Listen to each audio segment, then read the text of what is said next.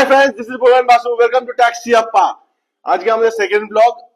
আগের দিন আমরা জিএসটির ব্যাপারে কথা বলেছিলাম, তো আজকে আমাদের সেকেন্ড ব্লগের ব্যাপারটা হবে something related to finance and investments.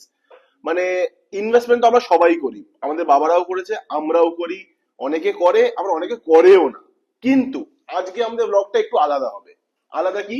আজকে আমি বেসিক্যালি বলতে চাই যে ইনভেস্টমেন্ট আমাদের বাবাদের টাইমে বা আমাদের আগের জেনারেশনে যারা যেভাবে করতো তাদের মধ্যে কি কি ফ্ল ছিল, আর আমাদের জেনারেশনে আমরা কোন কোন ভুল সে আর ফলো করবো না। মানে ওরা যে ভুল করেছে সেই ভুল আমরা আর করবো না। কেন? আপনার সাথে আছে আপনার বন্ধু প্রবীণ বাসু, পাওয়ার বাই ট্যাক্সি আপা। তো আজকে আমরা প্রথমে দেখবো কি? প্রথমে আমরা দেখবো হচ্ছে আমাদের বাবা বা মারা। মারা কেন বললাম? কেন আমাদের আগে কিন্তু মারাই সবার আগে বেশি সেভিংস করতো। কি টাইপের সেভিংস করতো, কি কি ধরনের সেভিংস করতো, আর কি কি ধরনের সেভিংস করতে পারতো।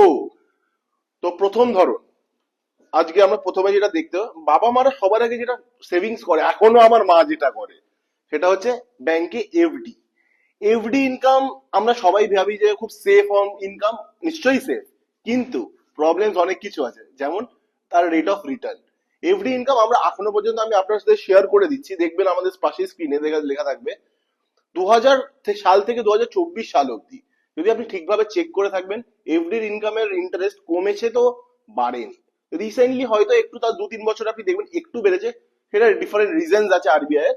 কিন্তু ঠিকভাবে যদি দেখেন 2000 সালে এফডি ইনকামের অ্যাভারেজ এফডি ইনকাম ছিল অলমোস্ট 10 to 10.5%, বাট 2023-তে সেটা নেমে 3.25 to 9.4, depends on the bank. যেমন আলাদা আলাদা ব্যাংকে উইথ আলাদা আলাদা রিস্ক ক্যাটাগরিতে এফডি ইনকামে হাই রিস্ক হাই ইন্টারেস্ট পাওয়া যায়, কিন্তু অ্যাভারেজ ধরুন ওই অ্যারাউন্ড 5 টু বেশি হলে 7 অব্দি ম্যাক্স টু ম্যাক্স যাওয়া যায়। তো FD income was one of the traditional way যেখানে আমাদের মা বাবারা ইনভেস্ট করা ট্রাই করেছে। উইথ টাইম যদি আপনি দেখেছেন, যা বললাম 2000 সালে 10.5, 2012 সালে 9.2 to 9.25, এখন ওইটা নেমে এসে গেছে 3.25 to 9.4। অ্যাভারেজ যদি আপনি ধরেন অলমোস্ট 6 বা 7। তো এই রিটার্নটা কি enough? I don't think so. তো নেক্সট আর আর কি টাইপের আমাদের ইনভেস্টমেন্ট আমাদের বাবা মারা করতো? একটা হচ্ছে এফডি, যা বললাম। সেকেন্ড হচ্ছে পিপিএফ। পিপিএফ এর ফুল ফর্ম কি? Public provident fund.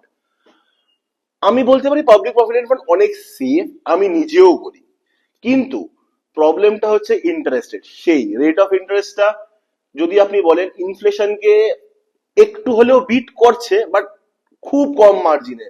মানে এখন পিপিএফ এর রেট যাচ্ছে হচ্ছে 7.1। আমি এসবিআই তে করি, যে কোনো ব্যাংকে আপনারা করতে পারেন, বাট আপনারা যদি লাস্ট 10 বছরের রেট দেখেন, মানে আমি যেমন এখন দেখছি 2014 সালে রেট ছিল হচ্ছে 8.7, এখন সেটাই 2025 সালে এসে দাঁড়িয়ে গেছে হচ্ছে 7.1। মানে খরচা বাড়ছে, দাম বাড়ছে, কিন্তু রেট অফ ইন্টারেস্ট কিন্তু আমাদের কমে যাচ্ছে। তো রেট অফ ইন্টারেস্ট কমে যাচ্ছে মানে কি? আপনার যে টাকাটা আপনি ইনভেস্ট করছেন, সে টাকাটা কিন্তু যে রেটে দাম বাড়ছে, জিনিসপত্রের দাম বাড়ছে, সে রেটে আপনার টাকার ভ্যালু কিন্তু বাড়ছে না। তো এটা বুঝতে হবে পিপিএফ করা উচিত। পিপিএফ করার রিজন কি? একটা রিজন যে কারণে আমি নিজে করি, যেটা আগে খুব কাজে লাগতো, সেটা হচ্ছে ওর ট্যাক্স এক্সেম্পশন। তা আপনি বলে পুরান বাসু, ট্যাক্স এক্সেম্পশন মানেটা কি? ট্যাক্স এক্সেম্পশন মানে হচ্ছে, ধরে রাখুন আপনি যে টাকাটা ইনভেস্ট করেছেন সেই টাকাটা 80C একটা টাইপ অফ ডিডাকশন হয় ইনকাম ট্যাক্সে। ওই 80C তে আমরা ওই টাকাটার ডিডাকশন পাইতে পারি। ইভেন যখন আমরা টাকাটা ফেরত পাবো উইথ ইন্টারেস্ট, সেই ইন্টারেস্টের অ্যামাউন্টটাও আমাদের একেবারে নন ট্যাক্সেবল হয়। তো পিপিএফ কে আমি একটু হলেও সাপোর্ট করি, বাট শুধু পিপিএফ করলেও চলবে না। ইনফ্লেশনকে হারাতে হলে আমাদের পিপিএফ এর বাইরেও করা দরকার। তো পিপিএফ এর মেন দুটো ভালো রিজন হচ্ছে ওর ট্যাক্স এক্সাম্পশন, আরেকটা হচ্ছে এটা রিটায়ারমেন্টের জন্য খুবই ভালো অপরচুনিটি, বিকজ এটা 20 বছর মিনিমাম আপনার ওই টাকাটাকে ধরে রাখতে হয়, কারণ ওই টাকাটা আপনি উইথড্র করতে পারবেন না। আমার মতন লোক যারা খরচিয়ে আছে তারা কিন্তু অনেক সময় টাকা খরচা করে ফেলে। তো আমি এই কারণে পিপিএফ টাকে ফেভার করি। কিন্তু পিপিএফ এর আবার আরেকটা ব্যাপার আছে, আপনি 1.5 লাখ টাকার উপরে পিপিএফ 1 বছরে ওই ইনভেস্ট করতে পারবেন না।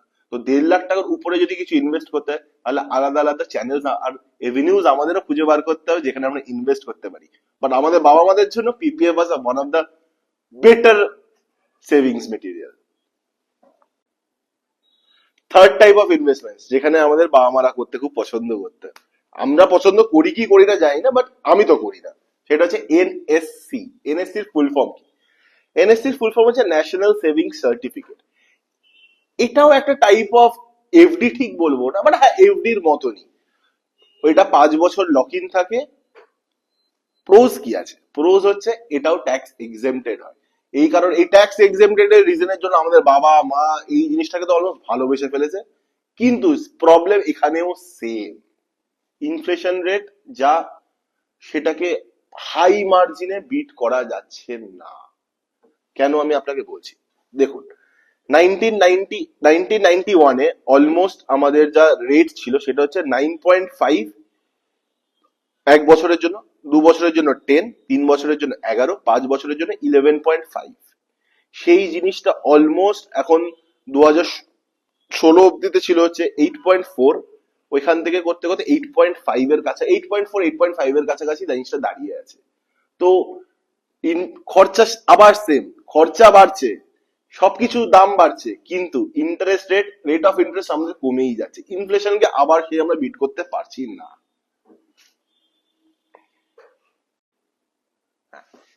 আরেকটা ওয়ে অফ ইনভেস্টমেন্ট, আপনারা যারা যারা চাকরি করেন তারাও দেখেছেন বা আমাদের থেকে নিশ্চয়ই শুনেছে, সেটা হচ্ছে ইপিএফ। ইপিএফ বলতে কি বোঝায়? ইপিএফ বলতে বোঝায় হচ্ছে এমপ্লয়িজ প্রভিডেন্ট ফান্ড। যারা যারা চাকরি করছেন দেখবেন তাদের একটা সার্টেন অ্যামাউন্ট অফ টাকা কোম্পানিরা কেটে নেয়, আর কোম্পানি নিজের থেকে একটা সার্টেন অ্যামাউন্ট অফ টাকা সেটার সাথে যোগ দিয়ে ওইটা আপনার ইপিএফ ফান্ডে ফেলে রাখে। ইপিএফ ফান্ডেরও ইন্টারেস্ট রেট পিপিএফ এর থেকে একটু বেটার। ওইটা ধরে রাখুন ওটা ইনভলেন্টারি সেভিংস বলি। ওই ফান্ডটাকে আপনি রিটায়ারমেন্ট পারপাস হিসাবে ইউজ করতেই পারেন, বাট ইপিএফ এর ভরসায় রিটায়ারমেন্ট করা, বস আমি তো মানি না।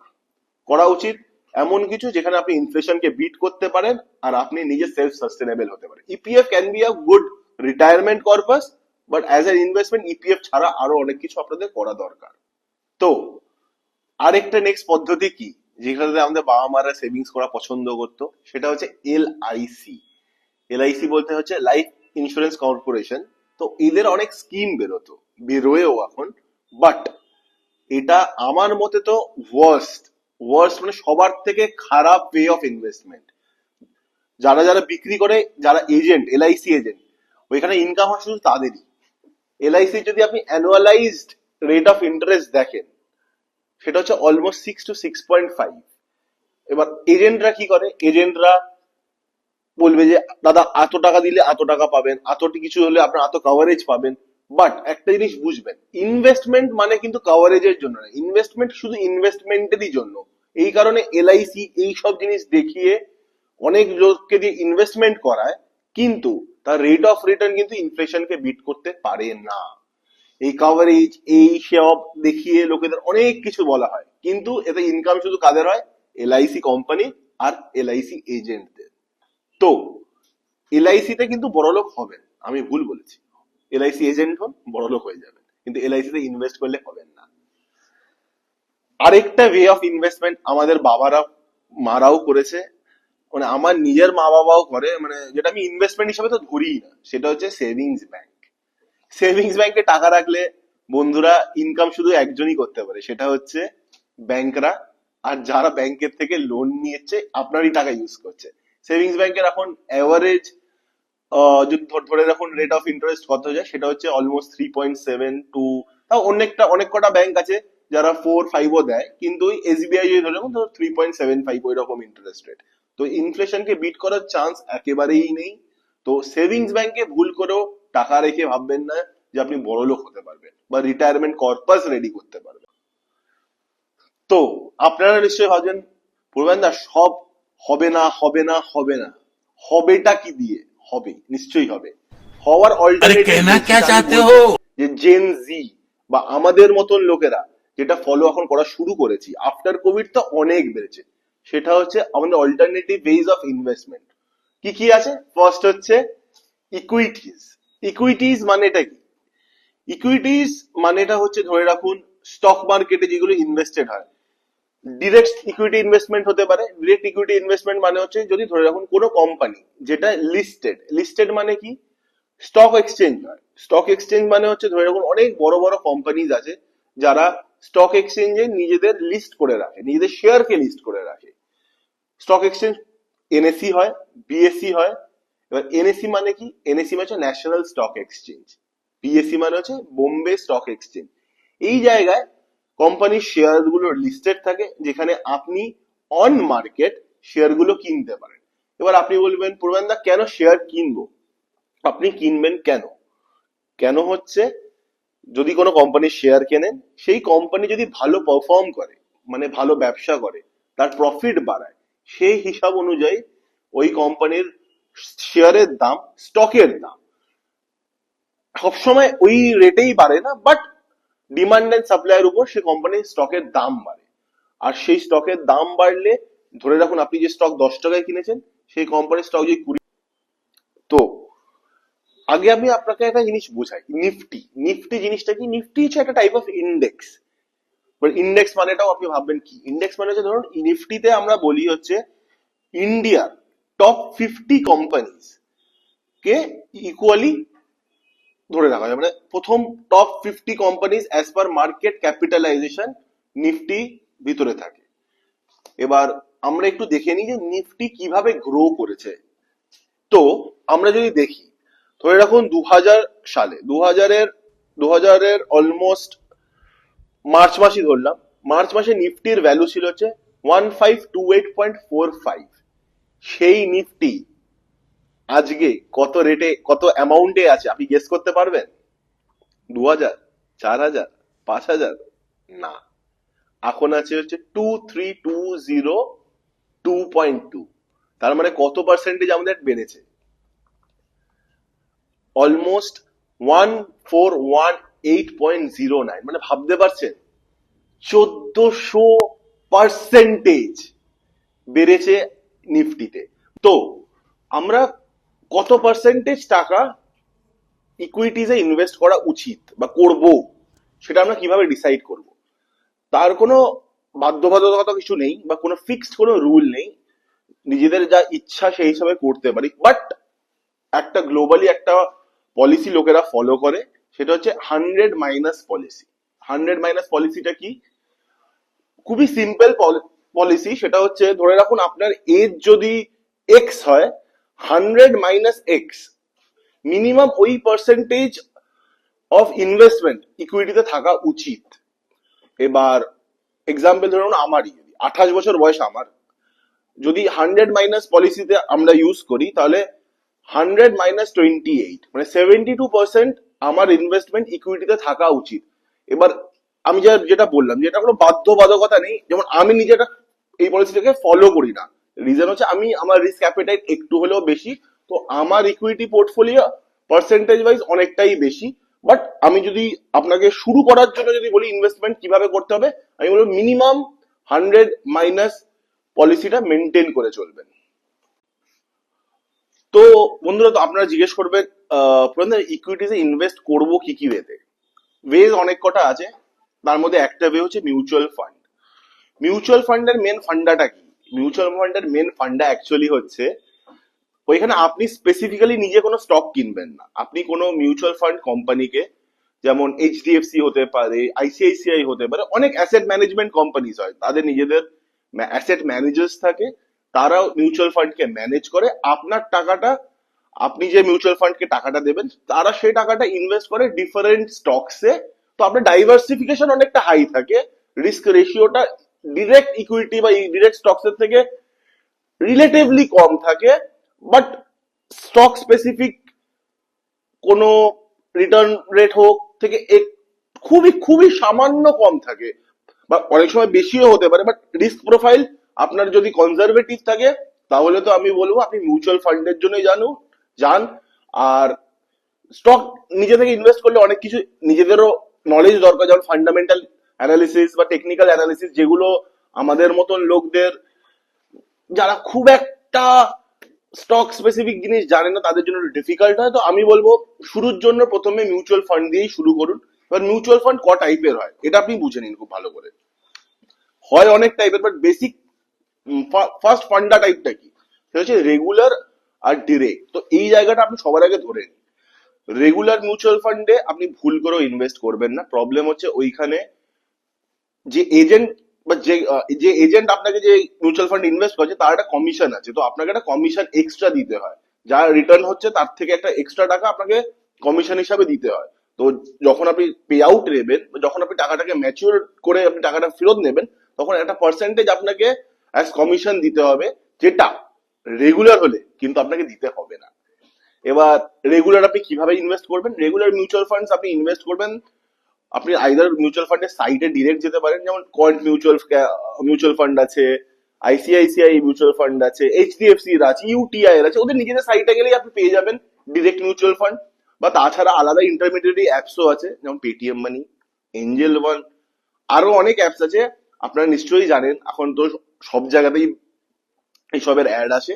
তো ওইখান থেকেও আপনি দেখে নেবেন, যখনই কোনো মিউচুয়াল ফান্ড আপনি কিনতে যাবেন, জাস্ট মেক শিওর করবেন ওটা রেগুলার মিউচুয়াল ফান্ড নয়, ডিরেক্ট মিউচুয়াল ফান্ড হয়, তাহলে আপনি কমিশনের পার্টটা বাঁচাতে পারবেন। তো মিউচুয়াল ফান্ডের রিটার্নস কেমন হয়? কনজারভেটিভ গুলো তো আমি আপনাকে সব বলে দিয়েছি। তো মিউচুয়াল ফান্ডের কি কি রিটার্নস হয় সেটাও ডিফারেন্সিয়েট করে। মানে তখন first of all mutual fund আমি আপনাকে সবার আগে বলে দিই, এর কোনো ফিক্সড রিটার্ন হয় না। মার্কেট যেরকম পারফর্ম করবে সেই হিসাবে মিউচুয়াল ফান্ড পারফর্ম করে। এফডি এর মতন কোনো পার্টিকুলার পার্সেন্টেজ থাকে না, যেটা মিউচুয়াল ফান্ড আগে থেকে আপনাকে বলে দেবে। কিন্তু আমি আপনাকে জাস্ট একটা আইডিয়া দেওয়ার জন্য আর সব কটা মিউচুয়াল ফান্ডে কিরকম রেট অফ রিটার্নস হয় আমি আপনাকে বলছি। তো মিউচুয়াল ফান্ড আগে আরো কি কি টাইপের হয়? রেগুলার ডিরেক্ট তো হয়ে গেল, রেগুলার ডিরেক্টের নিচে আরো কি কি টাইপস হয়? একটা হচ্ছে ইকুইটি মিউচুয়াল ফান্ড, যেটা পুরোপুরি ইকুইটিতেই ইনভেস্ট করবে।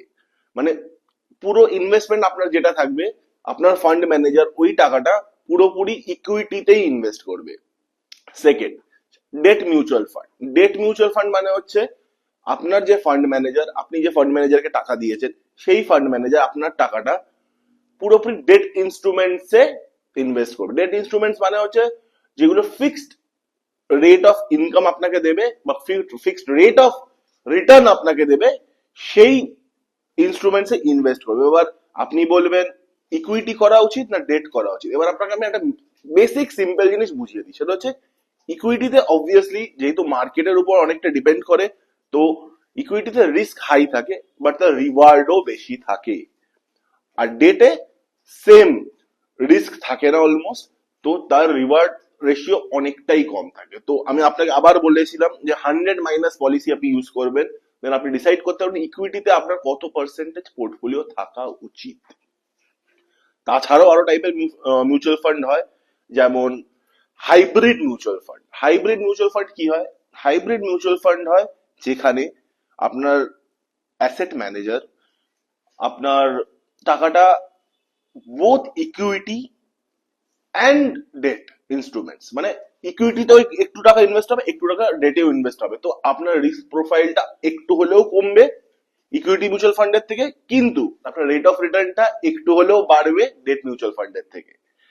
আর ইকুইটি মিউচুয়াল ফান্ডেরও আরো অনেক ভাগ হয়, যেমন ফ্লেক্সি ক্যাপ, মাল্টি ক্যাপ।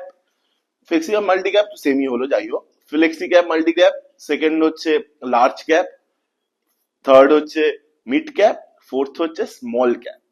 এবার লার্জ ক্যাপের হচ্ছে আমাদের ইন্ডিয়ার টপ টপ কোম্পানি যেগুলো আছে, যেগুলো লার্জ ক্যাপিটালাইজেশন অফ মার্কেটের আন্ডারে পড়ে, তাদের মধ্যে ইনভেস্টেড হয়। মিড ক্যাপ হচ্ছে যাদের মাঝারি কোম্পানি, মানে মিড বুঝতে পারছে মিড মানে কি, মাঝারি, মাঝারি কোম্পানি সেখানে ইনভেস্টেড হয়। আর স্মল ক্যাপ হচ্ছে যাদের স্মল মার্কেট ক্যাপিটালাইজেশন, সেখানে ইনভেস্ট হয়। এবার এই তিনটে ডিফারেন্সটা কি ধরে রাখুন। লার্জ ক্যাপের রেট অফ রিটার্নটা স্লাইটলি লোয়ার হয় দেন মিড ক্যাপ, মিড ক্যাপটা স্লাইটলি লোয়ার হয় দেন স্মল ক্যাপ। কিন্তু এগেন যেহেতু রেট অফ রিটার্ন স্লাইটলি কম হচ্ছে, আপনার রিস্ক প্রোফাইলটা স্লাইটলি কমে যাচ্ছে, মানে আপনার রিস্ক কমছে। মানে লার্জ ক্যাপে সবার থেকে কম রিস্ক, মিড ক্যাপে সেকেন্ড মোস্ট কম রিস্ক, স্মল ক্যাপে হাইয়েস্ট রিস্ক থাকে। তো যদি আমরা লাস্ট অ্যাভারেজ 24 বছরের আমরা যদি অ্যাভারেজ রিটার্নস দেখি, লার্জ ক্যাপ অলমোস্ট ইন্ডিয়াতে রিটার্ন দিয়েছে অলমোস্ট 13%, মানে ভাবতে পারছে 13%। এফডির ইন্টারেস্টের সাথে কম্পেয়ার করুন, বুঝবেন প্রবলেমটা কি। কেন আমি বলছি এফডি করবেন না। মিড ক্যাপ, মিড ক্যাপ দিয়েছে হচ্ছে অলমোস্ট 14.5% to 15%। আমি যেটা বলেছিলাম একটু রিস্ক বাড়বে কিন্তু আপনার রিটার্ন রেটটাও বাড়বে। স্মল ক্যাপ দিয়েছে লাস্ট 24 বছরে 15.5 to 16। এগেইন মিড ক্যাপের থেকে একটু রিস্ক বেশি, তেমনি রিটার্নটাও একটু বেশি। তো আপনার রিস্ক প্রোফাইলের হিসাবে আপনি সেভাবে হিসাব করে নেবেন। আপনার রিস্ক প্রোফাইল একটু যদি বাড়ানো যায় তাহলে আপনি স্মল ক্যাপে যাবেন বা মিড ক্যাপে যাবেন, বাট যদি আপনি রিস্ক প্রোফাইল কম রাখতে চান আমি বলবো আপনি চোখ বন্ধ করে লার্জ ক্যাপ ফান্ডে ইনভেস্ট করুন।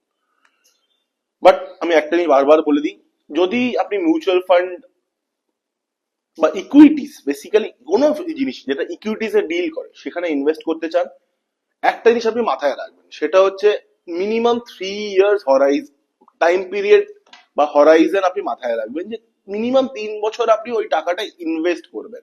তার আগে বার করলে সবসময় তার প্রফিট আপনি সেভাবে এনজয় করতে পারবেন না, কেন মার্কেট ফ্লাকচুয়েশন হয়। বাট যদি মিনিমাম 3 to 5 ইয়ার্স আপনার lock in period, lock in না বাট 3 to 5 ইয়ার্স আপনি ইনভেস্ট করে রাখতে পারেন, দেন চোখ বন্ধ করে আমি বলতে পারি আপনার এফডি থেকে বা normal conservative ways of investing এর থেকে তো অনেক অনেক অনেক বেটার রেট অফ রিটার্নস আপনি পাবেন।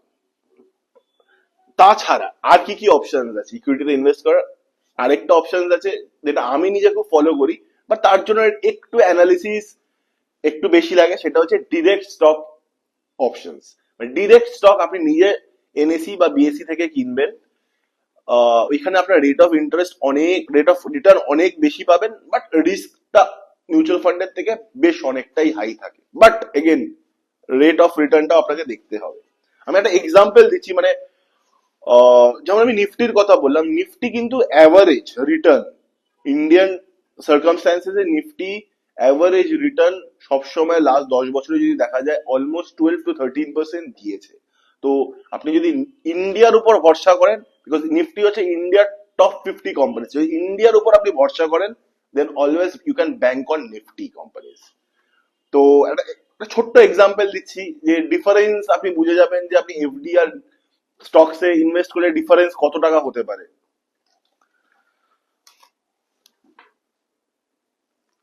ধরে রাখুন 2025 সালে, 2025 সালে এখন আমাদের ইনফোসিসের স্টক নিয়ে কাজ হল, আমরা একটু একটা এক্সাম্পল দেখি। 2025-এ ইনফোসিসের স্টকের দাম এখন প্রেজেন্ট ভ্যালু হচ্ছে 1834। 2020, বেশি দূর যাব না, জাস্ট অলমোস্ট 5 বছর আগেই যাব, ইনফোসিসের স্টকের দাম ছিল হচ্ছে 628। পার্সেন্টেজ ইনক্রিজটা জাস্ট গেস করুন কত, 20, 30, 40? না, 192%। জাস্ট ভাবুন এফডির সাথে কম্প্যারিজনে পার্সেন্টেজটা কতটা হাই। আরেকটা শেয়ারে যদি আমি যাই, তার আগে আমি বলি, যদি 1 লাখ টাকা আপনি 2020 সালে ইনফোসিসে ইনভেস্ট করতেন, তাহলে আজকের দিনে সেই 1 লাখ টাকার দামটা হচ্ছে 2.92 lakhs। জাস্ট ইমাজিন আপনি কিভাবে আপনার ওয়েলথটাকে বাড়াতে পারতেন। আরেকটা স্টকের এক্সাম্পল, একটা স্টকের এক্সাম্পল দিয়ে অবভিয়াসলি যাবেন না, সেকেন্ড স্টকের এক্সাম্পল আমি দিচ্ছি। এইচডিএফসি ব্যাংকের নাম তো আপনি শুনেইছেন। এইচডিএফসি তো ইন্ডিয়ার ওয়ান অফ দ্য না, এসবিআই এর পরে যদি বলেন প্রাইভেটে তো ফার্স্ট, আর এসবিআই এর পরে তো মানে এইচডিএফসি কে ছাড়া আর কোনো কম ব্যাংক দেখাই উচিত না। এইচডিএফসি স্টক এপ্রিল মাসে 2020-তে ছিল 910 টাকা, সেটা জানুয়ারি 2025-এ দাঁড়িয়েছে 1643।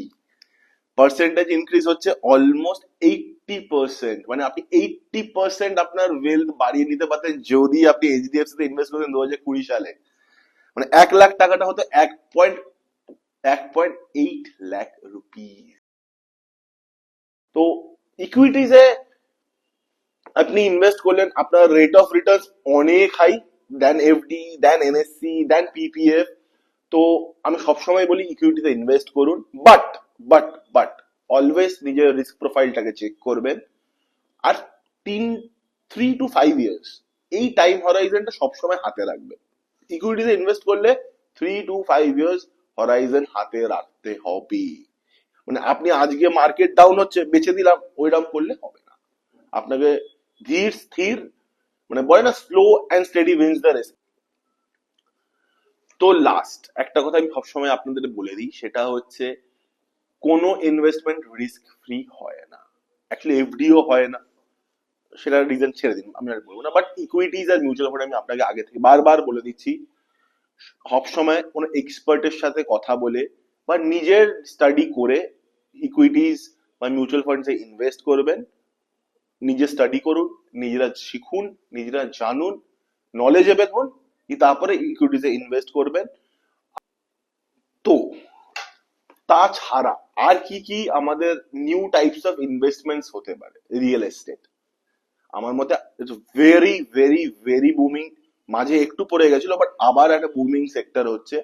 তো রিয়েল এস্টেটে ইনভেস্ট করা আমার মতে it's a very good opportunity. আমি তো বলবো আমাদের মতন জেনারেশনের লোকেদের রিয়েল এস্টেটেও ইনভেস্ট করা উচিত। এবার আপনি বলবেন দা বাবারাও তো করেছে রিয়েল এস্টেটে ইনভেস্ট, তো আপনি বাবাদের সময়, হ্যাঁ বাবারাও করেছে বাট ওরা বেশিরভাগ সময় রেসিডেন্সিয়াল রিয়েল এস্টেটে ইনভেস্ট করেছে। তো আমার মতে যদি এই মোমেন্টে আপনার ইনকাম ইনফ্লেশনকে, ইনফ্লেশনকে বিট করাতে হয়, go for investments in commercial real estate. Commercial real এস্টেটে ইনভেস্ট করুন, রেট অফ রিটার্ন অনেক বেটার দ্যান রেসিডেন্সিয়াল প্রপার্টিজ। আর তাছাড়া এখন অনেক রিটস পাওয়া যায়। রিটস হচ্ছে একটা ইনস্ট্রুমেন্ট যেটা দিয়ে আপনি কোনো রিয়েল এস্টেটকে ডিরেক্ট কিনবেন না, বাট থ্রু রিটস আপনি ওইটা কোনো কমার্শিয়াল প্রপার্টিতে আপনি ইনভেস্ট করতে পারবেন। থার্ড থার্ড হচ্ছে আমি বলবো হচ্ছে গোল্ড। এবার অ্যাজ ইউজুয়াল আপনি বলবেন আপনি বাবা মাতে গোল্ড বলেননি, তো আমার মা বাবা তো সবার থেকে বেশি গোল্ডে ইনভেস্ট করেছেন। একেবারে ভুল। কেন আমি ব্যাপারটা বোঝাচ্ছি। আমাদের বাবা মারা মেইনলি ইনভেস্ট করেছে হচ্ছে সোনার গয়না, অর্নামেন্টস, এইসবে। সোনার গয়না অর্নামেন্টস অলমোস্ট ইন্ডিয়াতে যদি অ্যাভারেজ দেখা যায়, মেকিং চার্জ নেয় হচ্ছে অলমোস্ট 5 to 25%, ডিপেন্ডস অন কোন সিটিতে আপনি থাকছেন। তো প্রথম 5 to 25% যেটা আপনার মেকিং চার্জ হিসাবে নিচ্ছে, সেই টাকাটা তো আপনি ভুলেই যান, ওই টাকাটা আপনি ডিমিনিশড হয়ে গেল, ওই টাকাটা আপনার কোনোভাবে ইনভেস্টমেন্টের পার্টে তো এলোই না। ওই টাকাটাকে মেক আপ করতে গেলে গোল্ডের দাম যেভাবে বাড়বে সেই রেটে আপনি সেই রিটার্নটা পাবেন না। তো আপনি কিভাবে গোল্ডে ইনভেস্ট করবো? কোনো চিন্তা নেই, আমি হেল্প করছি আপনাকে।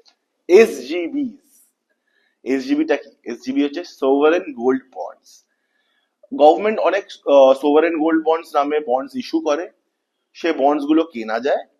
আর সবার থেকে মজার ব্যাপারটা হচ্ছে ওইটা হচ্ছে ফিক্সড রেট তো থাকে না, ফিক্সড রেটের একটা ফিক্সড রেটও থাকে প্লাস একটা মার্কেট রেটও থাকে। আমি আপনাকে বোঝাচ্ছি ব্যাপারটা। ফিক্সড রেট হচ্ছে গভর্নমেন্ট একটা ফিক্সড রেট অফ ইন্টারেস্ট এসজিবি তে দেয়।